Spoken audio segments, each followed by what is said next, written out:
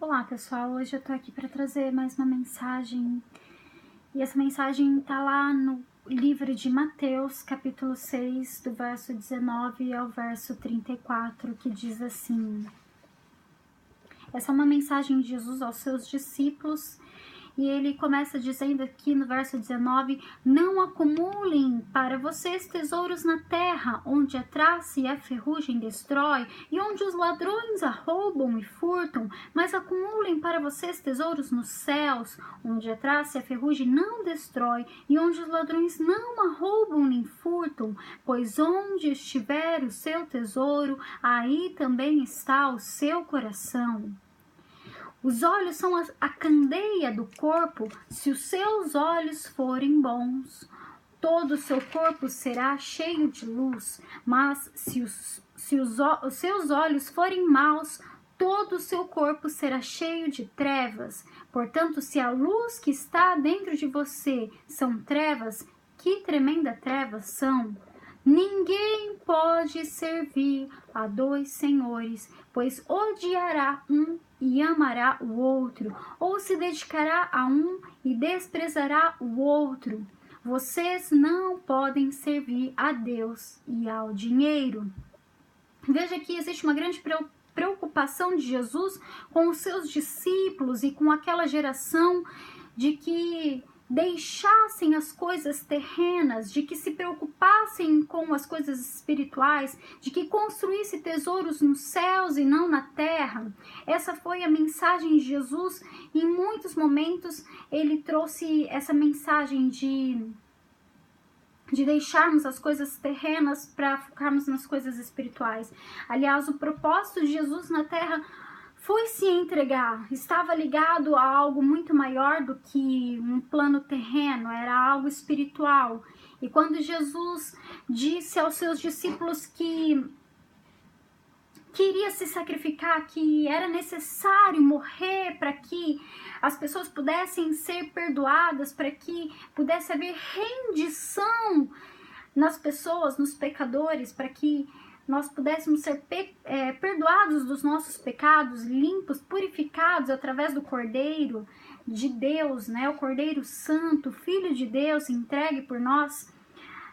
Pedro repreende Jesus, né? Falando de morte, porque morte não tá certo, a gente tem que viver e a gente tem que falar de vida.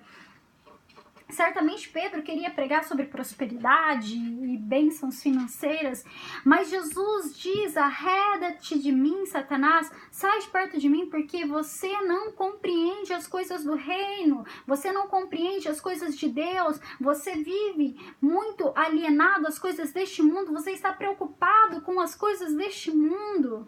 E aí ele diz: porque não tem como servir a dois deuses, não tem como servir ao dinheiro e servir a Deus, porque ou você ama um e despreza o outro, ou vice-versa. Não tem como amar os dois, não tem como servir aos dois. E aqui Jesus coloca o dinheiro como um Deus, como um Senhor a ser servido, a ter como servos, escravos, pessoas dependentes dele.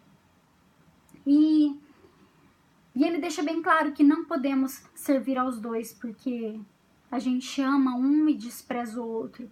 Quantas pessoas recebem bênçãos de Deus e depois de terem suas bênçãos, saem da igreja, deixam a igreja, viram as costas para Jesus, porque conseguiram o que tem, e porque conseguiram aquele bem material que rouba o seu tempo de Deus, né? É o celular que conquistamos e aquele celular que desvia a nossa atenção de buscarmos mais a Deus. E quando conquistamos esses bens, nós amamos esses bens, nós não conseguimos amar e nos dedicarmos ao único Deus, ao único Senhor. Sabe, pessoas, elas foram criadas para ser amadas e coisas foram criadas para ser usadas, mas houve uma inversão, uma troca, e hoje nós amamos coisas, nós usamos pessoas, nós usamos as pessoas para conseguir coisas. Quantos políticos usam pessoas da sua boa fé, usa as pessoas, tirando o seu voto, usam as pessoas para conseguir coisas, para conseguir recursos, para ter poder sobre esses recursos, né? Porque hoje nós usamos pessoas porque amamos as coisas, porque amamos muito mais as coisas do que as pessoas. Porque amamos os bens, porque queremos conquistar coisas, porque queremos ter o carro do ano, porque queremos ter o celular da última geração, porque queremos mais roupas, mais sapatos, porque queremos e não podemos deixar de frequentar o salão, porque a nossa alma está tão vazia, estamos tão feios internamente, que precisamos nos arrumar externamente, porque precisamos de uma boa aparência externa, porque o nosso interior está vazio, está feio, está fedendo como um sepulcro caiado, como diz a palavra. Estamos tão feios por dentro, onde a beleza deveria vir de dentro para fora. Hoje nós precisamos arrumar o exterior para esconder aquilo que está dentro de nós, para esconder o vazio, para esconder o lado negro, feio que está dentro de nós. Né? Aliás, muitas mulheres, para esconder a sua futilidade, o seu vazio, as suas conversas vazias, precisam arrumar, enfeitar o exterior para que sejam aceitas pela sociedade, para que sejam bem vistas pela sociedade. Nós enchemos os nossos filhos de presentes, porque precisamos suprir o vazio deles, precisamos suprir o tempo que não podemos passar ao lado deles, o tempo de qualidade que não entregamos aos nossos filhos. Então temos que suprir de outra maneira, dando a eles bens materiais, para que eles não se sintam alienados deste mundo, para que eles não se sintam diferentes dos seus amigos, porque se seu amigo tem o iPhone da última geração, por que ele não pode ter? Aliás, se eu não suprir o meu filho com coisas materiais, isso pode gerar dentro dele um trauma no futuro, porque ele se sentiu inferior aos demais. Mas tudo isso é para suprir o vazio da nossa presença, da presença dos pais, porque trabalham muito e precisam trabalhar muito para dar esses presentes, e aí houve uma inversão de valores, porque deveríamos dar muito mais atenção, deveríamos dar muito mais amor do que presentes. E ficou um vazio, e por isso a geração de hoje precisa de bens materiais, precisa consumir. Muito se tem investido na mídia, no marketing, para que as pessoas consumam cada vez mais, para que as pessoas amem cada vez mais essas coisas, as coisas materiais. Mas nós precisamos dos bens para suprir o vazio que está em nossos corações. Será que porque não estamos buscando na coisa errada? Se existe um vazio em nós, será que nós não estamos com o alvo errado? Será que o nosso tesouro tem sido as coisas dessa terra? Porque a palavra diz que aonde está o seu tesouro, ali está o seu coração. E se seu coração está vazio, será que porque o seu coração não está nas coisas dessa terra? E como essas coisas são tão limitadas e passageiras, com prazo de validade, elas suprem momentaneamente. Daqui a pouco já estamos vazios novamente, porque tem prazo de validade. Em Hebreus capítulo 13, verso 5 diz assim: conservem-se livres do amor ao dinheiro e contentem-se com o que vocês têm, porque Deus mesmo disse: nunca o deixarei, nunca o abandonarei. Conserve-se livres do amor ao dinheiro, esvazie o teu coração, não amem ao dinheiro e contentem-se, alegrem-se com aquilo que você tem, mesmo que pouco, alegrem-se com o pouco que você tem, porque Deus nos supre nas nossas dificuldades, Deus supre as nossas necessidades e nós temos que nos alegrar mesmo no pouco. E no verso 25, lá em Mateus capítulo 6, na continuação, Jesus continua dizendo aqui que, portanto, eu lhes digo, não se preocupem com sua própria vida, quanto ao que beber ou quanto ao que comer ou beber, nem com seu próprio corpo, quanto ao que vestir. Não é mais importante, não é a vida mais importante que a comida e o corpo mais importante que a roupa? Observem as aves do céu, não semeiam, nem colhem, nem armazenam em celeiros, contudo, o Pai Celestial as alimenta. Não têm vocês muito mais valor do que elas? Quem de vocês, por mais que se preocupe, pode acrescentar uma hora que seja a sua vida? Porque vocês se preocupam com roupas? Vejam como crescem os lírios do campo, eles não trabalham nem tecem. Contudo, eu lhes digo que nem Salomão, em todo o seu esplendor, vestiu-se como um deles. Se Deus veste assim a erva do campo, que hoje existe e amanhã é lançada ao fogo, não vestirá muito mais a você, homens de pequena fé? Portanto, não se preocupe dizendo que vamos comer, ou que vamos beber, ou que vamos vestir, pois os pagãos é que correm atrás dessas coisas, mas o Pai Celestial sabe que vocês sabem o que vocês precisam. Ele sabe e conhece as nossas necessidades, ele sabe os desejos mais profundos do nosso coração e ele supre todas as nossas necessidades. No verso 33 ele diz: busquem, pois, em primeiro lugar o reino de Deus e a sua justiça, e todas essas coisas lhes serão acrescentadas. Ele diz: busquem primeiro o reino de Deus e todas essas coisas vos serão acrescentadas. Ele não diz todas as coisas serão acrescentadas ou todas as demais coisas vos serão acrescentadas. Ele diz essas coisas que ele citou nos versos atrás: bebida, comida, vestimentas, são as necessidades básicas. Era disso que Jesus estava se tratando. Era disso que Jesus estava tratando. Ele estava dizendo das necessidades básicas. Ele diz: eu suprirei as suas necessidades básicas. Não lhe faltará. Não sou eu o Deus que proveu na vida dos israelitas que estavam ali no deserto, e eu enviei um maná diariamente, e esse maná ele não podia ser guardado, armazenado, porque ele apodrecia.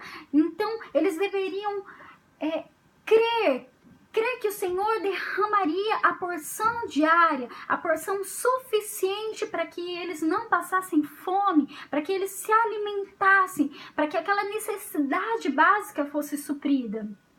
Porque Jesus nos ensinou a orar pedindo o pão nosso de cada dia. Ele nos ensinou que deveríamos pedir o pão e não o manjar. Mas estamos tão acostumados com o manjar, estamos tão acostumados com o banquete, que quando pedimos, não pedimos mais o pão, nós não pedimos mais o necessário, nós pedimos o banquete, nós pedimos: Senhor, eu quero manjar, eu quero o melhor. Não que isso seja errado, mas ele deixa bem claro que o necessário, as necessidades básicas seriam supridas. E que nós não podemos amar as coisas deste mundo, nós não podemos acumular riquezas. E se temos algo, esse algo não é para que seja guardado, armazenado, juntado, mas para que seja repartido. Era disso que Jesus estava falando. E no verso 34 ele diz: portanto, não se preocupem com o amanhã, pois o amanhã trará as suas próprias preocupações. Basta a cada dia o seu próprio mal. A cada dia basta o seu próprio mal. Não se preocupe com o amanhã, porque o amanhã o Senhor vai cuidar, o Senhor vai prover todas as coisas. Em 1 Timóteo, capítulo do verso 7 ao 10, esse é um texto que tem sido muito ignorado, porque as pessoas não querem ouvir isso. Quem quer hoje pregar ou ouvir uma pregação que diz assim: pois nada trouxemos para este mundo e dele nada podemos levar. Por isso, tendo que comer e com o que vestir-nos, estejamos com isso satisfeitos. Quem está satisfeito com o que comer e o que beber? Se na televisão a gente vê tantas propagandas que nos induzem a consumir e eu posso parcelar, hoje eu tenho condição de parcelar e eu posso conquistar aquilo. Nós precisamos ter e consumir e amamos as coisas deste mundo e por isso nos entregamos a ela. E ele diz, se você tem o que comer, se você tem o que beber, já basta, que você se satisfaça com isso, que você se alegre, se contente com isso, porque nós não precisamos de muito para viver.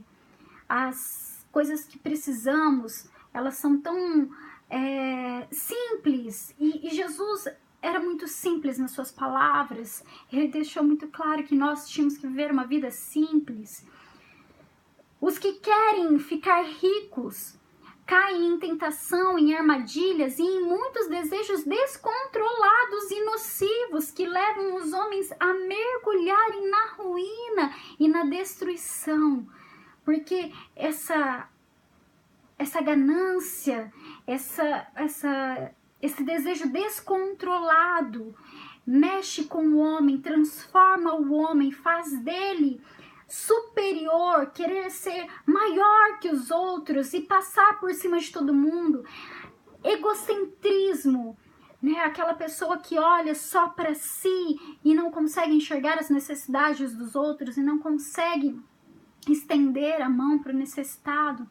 Olha no verso 10, pois o amor ao dinheiro é a raiz de todos os males. É o amor, é amar ao dinheiro, é se render, é servir a esse Deus, Mamon, o dinheiro. Quando nós nos rendemos, nós nos tornamos escravos dele. É aí sim que está a raiz de todos os males. Porque algumas pessoas, por cobiçarem o dinheiro, desviaram-se da fé e se atormentaram com muitos sofrimentos. Algumas pessoas, porque desejaram demais, cobiçaram demais o dinheiro, elas se desviaram da fé, elas se afastaram de Deus por causa da ganância.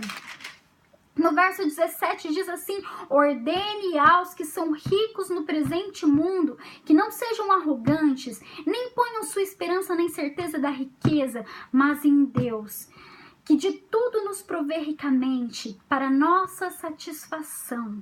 Ordenem-lhes que pratiquem o bem, sejam ricos em boas obras, generosos e prontos a repartir. Na verdade, Jesus, ele não falou que não podemos ser ricos nem prósperos, mas se você tiver riqueza, se você tiver prosperidade, tiver bens, que não seja para acumular, para guardar, para esconder, mas que seja para poder repartir.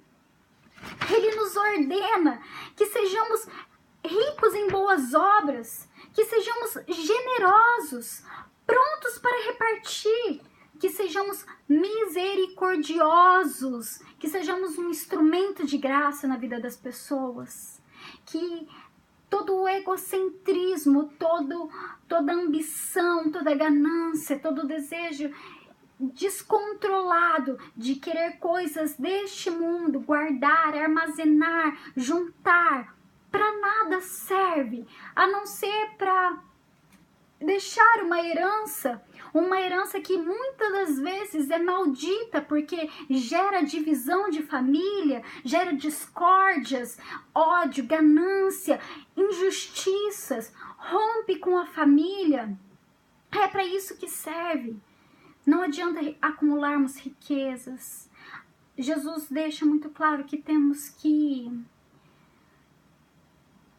não temos que ter riquezas para acumularmos, mas para repartirmos, para sermos sensíveis à dor do nosso próximo, para aliviarmos a dor do nosso próximo de alguma maneira, que possamos ser generosos, que possamos amar mais as pessoas e amar menos ao dinheiro, as coisas materiais, as coisas que perecem, que têm prazo de validade, que possamos dar mais sentido à nossa vida, porque nesse exato momento pessoas estão morrendo de fome, estão passando fome, muitas pessoas estão perecendo, realmente morrendo, milhares milhares de pessoas em todos os cantos deste mundo estão passando por necessidades, estão vivendo uma vida de miserabilidade, e o que temos feito nós?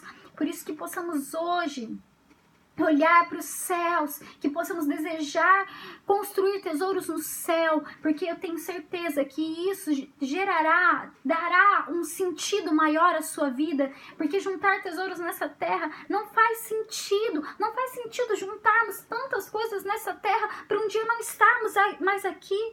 E quando eu digo não estarmos mais aqui nessa terra, pode ser na velhice, no tempo certo, mas a qualquer momento podemos não estar mais nessa terra e estamos juntando. Qual é o sentido de estarmos juntando? Isso gera vazio na alma, porque essas coisas são passageiras, são momentâneas.